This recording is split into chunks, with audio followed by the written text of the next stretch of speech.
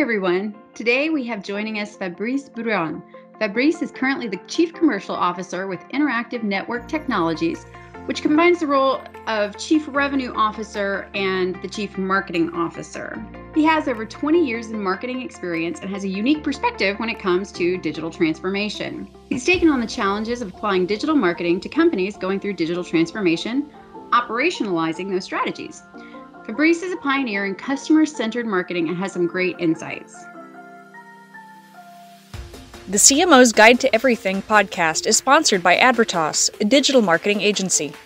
Advertas helps B2B technology companies to target potential customers with laser accuracy and micro-targeted messaging. The firm leverages a mix of creativity, strategy, and digital technology to produce measurable results. To learn more, visit advertas.com.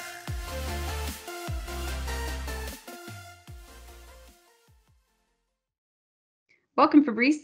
Hi, Laura. How are you? Good, I'm good. So tell me a little bit about Interactive Network Technologies and your role there. All right. So we go mostly by INT. We got INT.com way back, which is very hard to get this kind of URL for our website. And the company has been specialized for 30 years in data visualization. Obviously, we started with traditional technology, and over the years, the company continuously invested and innovated to bring all the visualization actually to the cloud. And we've been one of the pioneers actually in 2013 to offer very domain views. So how you view well log, how you see drilling, how you see seismic, how you see schematics, all those visualization that actually a geophysicist or geologist needs to make decision. So very important decision. We're talking about drilling and millions of dollars, of production revenue, depending on those decisions. They need the right visualization, usually complex visualization. It's not just going through data. You have to represent it in 2D and 3D. And it's super interesting because we've been powering tons of commercial application. And one of my job has been also to try to bring awareness. We're kind of like the Intel Pentium, that processor that everybody was using, but nobody knew about it. So they started to put a sticker on the laptop. My job is to actually put a sticker on the industry that for people to understand that what they're using. But it's very exciting because all the major commercial tools, Decision Space, Petrel, Delphi, are using some of those components to be able to provide to the user the visualization they need. So in our conversations, I frequently heard you use the term design thinking. Can you walk us through a little bit of what you mean by that?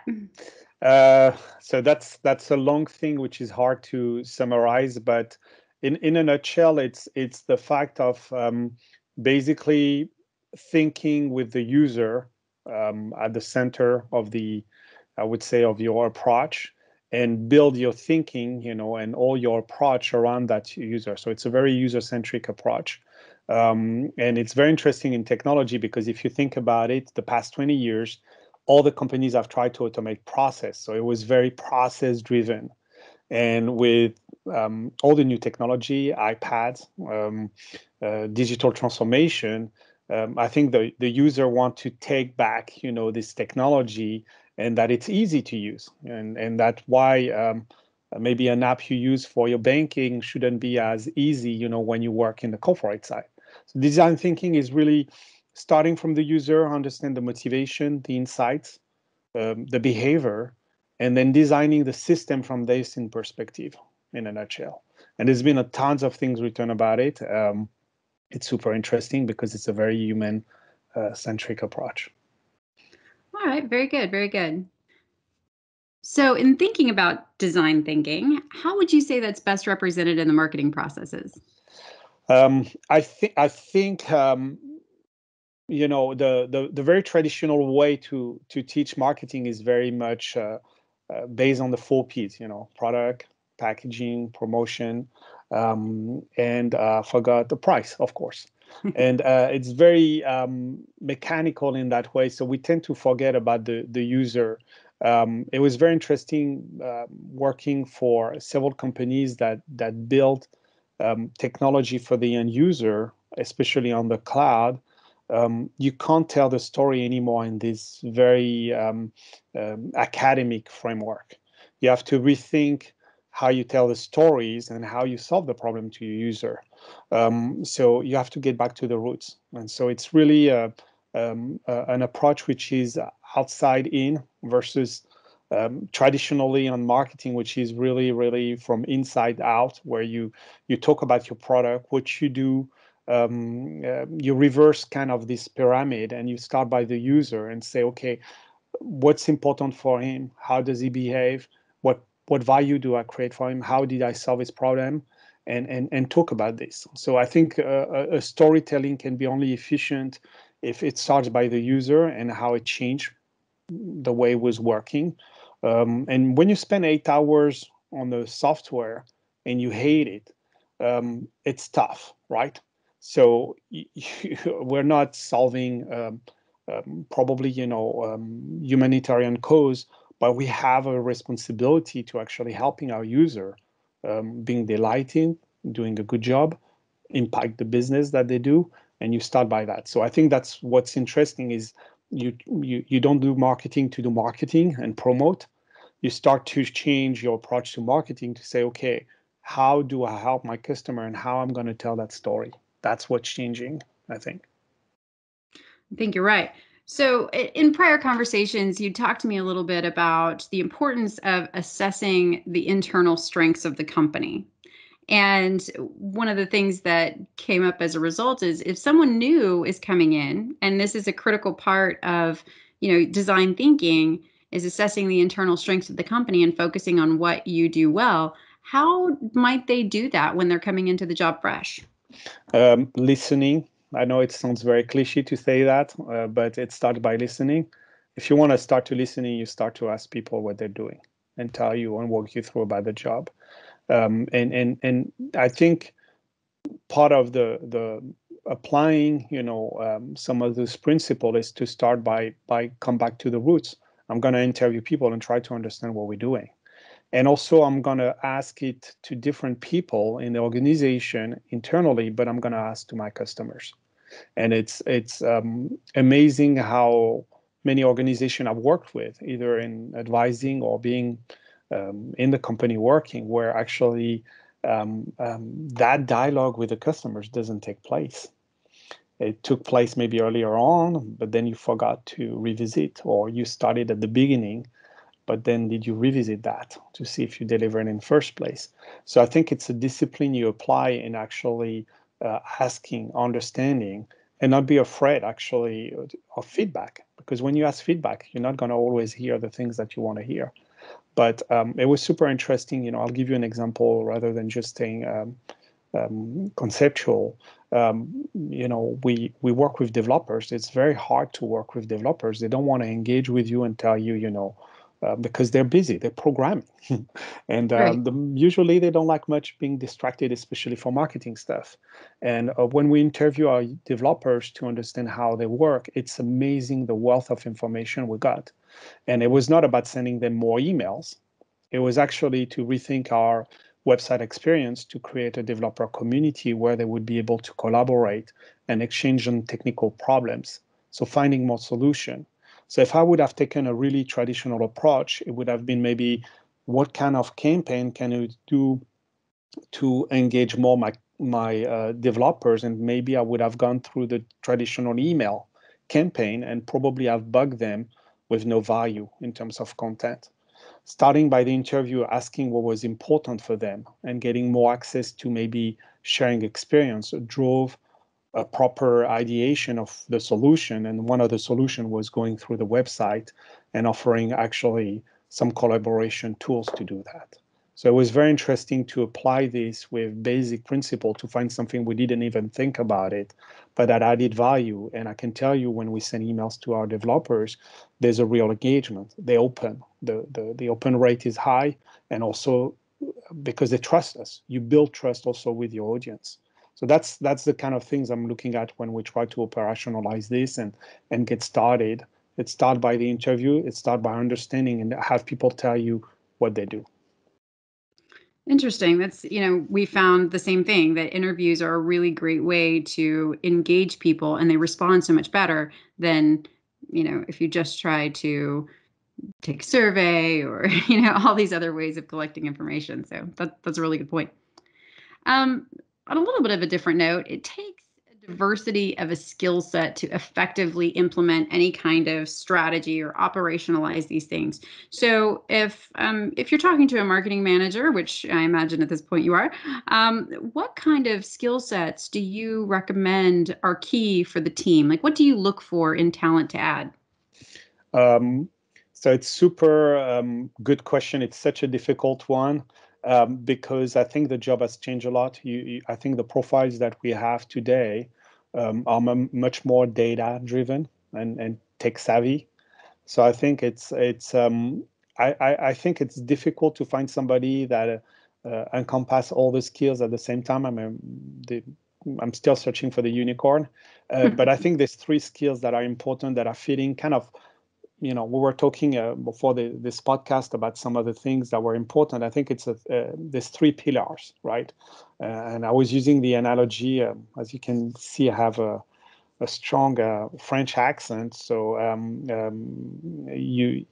when you taste wine, usually you like to pair it with bread and cheese, and have those three things. So I think in marketing, it goes the same way, where you have three things that goes together. One is definitely the personas. So you understand your database, your persona is reflected in the database. And by persona is you've done all your homework to understand who you sell to, who is using it, who decide, who is a contributor, who is an influencer. So that's what I mean about database. Behind the database is a persona and all the understanding, the user-centered research that you're going to do around that. That's the first pillar. The second thing that you're going to have also with this is all the content, right? So it's definitely the second pillar where you're going to have to define how thought leadership needs to be expressed to this audience, how you engage with them and provide them something of value. And the last pillar is really how you engage with them. And it's more tactical, but it's really what kind of campaign you're going to put together to be able to reach out effectively your audience, right, with the right content. And then you're going to have really proper engagement, high engagement, recurring engagement. You have stickiness and value that you add. So I think those three things are critical, and you need to recruit. To come back to your question, I'm sorry, it's a difficult one. So yes, I understand. To come back to the skills you're going to have to look for is a little bit about skills that support each of those pillars. So on the database, somebody who is capable to use definitely effectively a CRM and understand it, who is capable to translate the persona, so interview the persona, interviewing skills, curiosity. I'm going to look for in an interview a lot of things that are soft skills, that are curiosity, the methods, the perseverance, how you go into in depth also to get those insights, and how you translate them technically into a system to be able to better drive, the campaign that you're going to create. And the last thing also is writing skills. We come back to, content. So am I going to write something which is not just a good generic thing, but that basically is going to resonate with the audience. And there's a lot of great writer, but that tends to write very generically, very corporate-ish, but you lose what you do in simple words for our customers. And so being able to write in that style, something long or short is very difficult. So that's a skill. So I'm going to look for is the ability to express yourself and translate that information you're receiving into something simple. And that's hard to do. Making simple is very hard. So I've still not find a unicorn who have those three skills, I would say, but usually you find somebody who has maybe two of the skills, and you need to pair that team and build a team. And I think you raised something also interesting is depending on the size of the companies, you have to acknowledge the fact that you need a team. It's not a one person skills or expertise, but it's a blend of that. Absolutely. Absolutely. I know that in our team, speaking from personal experience, we have areas of expertise, and it's really nice to have people who really know what they're doing, even if it's just in, as you say, one or two areas, because then your team comes together and can complement each other and really do a fabulous job. Yeah. So. Very, very critical. So, kind of moving from the marketing to more of the product development, how much of your role applies to the development, perhaps the UX design and that sort of thing of the product itself? Oh, that's a really good question. So I think it depends to every organization, and then the size and the culture that they have. I was Mhm. very fortunate to work in companies where the not only the size of the culture allowed to to to have really a lot of discussion with the engineering team, and it's super important because if it doesn't happen, you have to create it. Um, and to create it, you have to add value. And most of the technology company I work with is I'm dealing with engineers, and they don't like engaging with marketing. So the first thing you do is actually you try to create value and help them. Once you establish that trust, then I've seen amazing things taking place because um, I think that engineers take a lot of pride to explain what they do.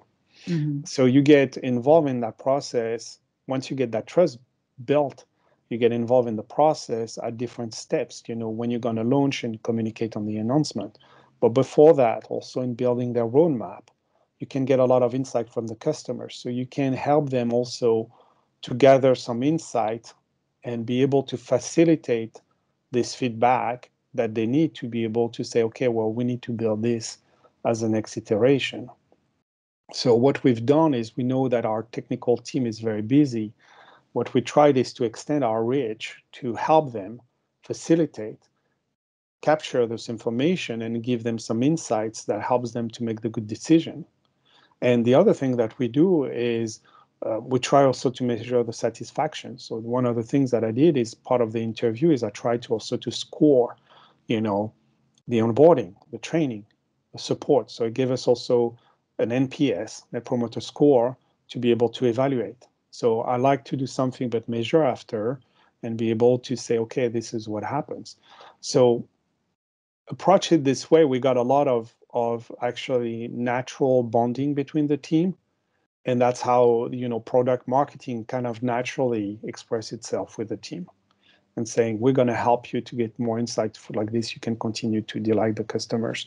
There's nothing worse for an engineer, I would say, to be in that position that you build something and either you get a bad feedback or it doesn't do what it's supposed to do. I think they take a lot of pride in what they do. And that's a fantastic thing because we've been able together to create some pretty cool stuff and getting good feedback.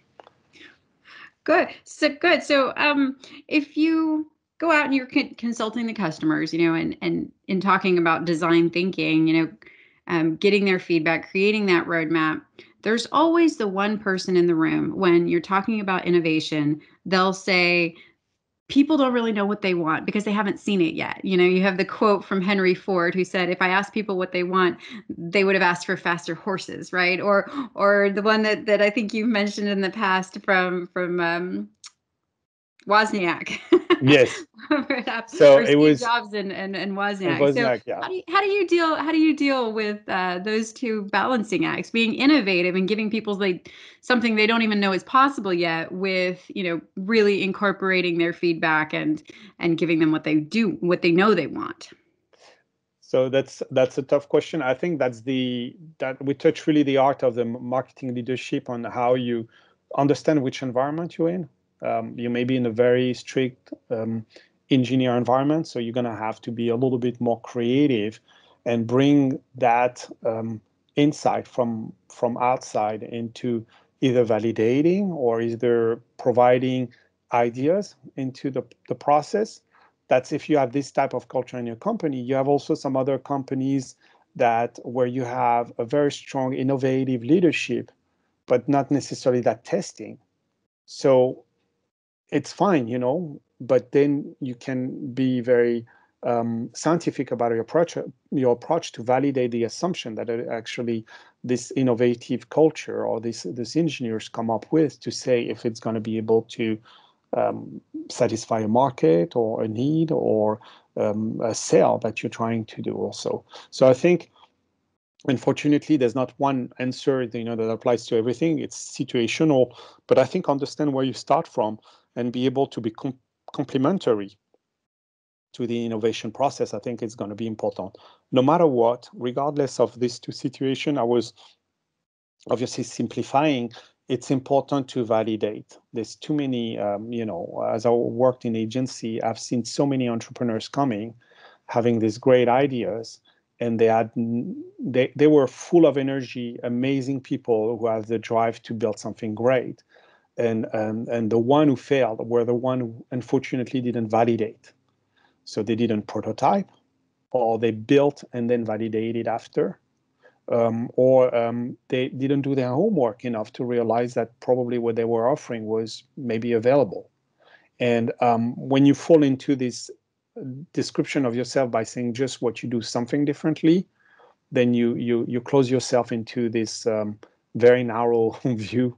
I think the marketing process also is to be able to say through those insights is, do I solve the problem of the customer? Do I do it better than others? And why am I doing it better? So could you come back to those basic, positioning statement? But I think it's a very pragmatic approach to validate them. That's a good point. No, I think that's a great approach. Well, that is about all the time we have for today. I know it's a little cliche, but we thank you so much for coming with us today and sharing us a little bit about your story. And hopefully we'll see you back on the program at some point in the future. Thank you very much for having me, Laura. And yes, wishing a lot of luck to all the marketers out there. Very good. Thanks. If you enjoyed this episode, be sure to subscribe, give us a review, and share our podcast with your coworkers and friends. For any questions or to request a specific topic you'd like us to cover, hashtag us on social media at CMOGTE Podcast. Again, thanks for tuning in, and see you in 2 weeks.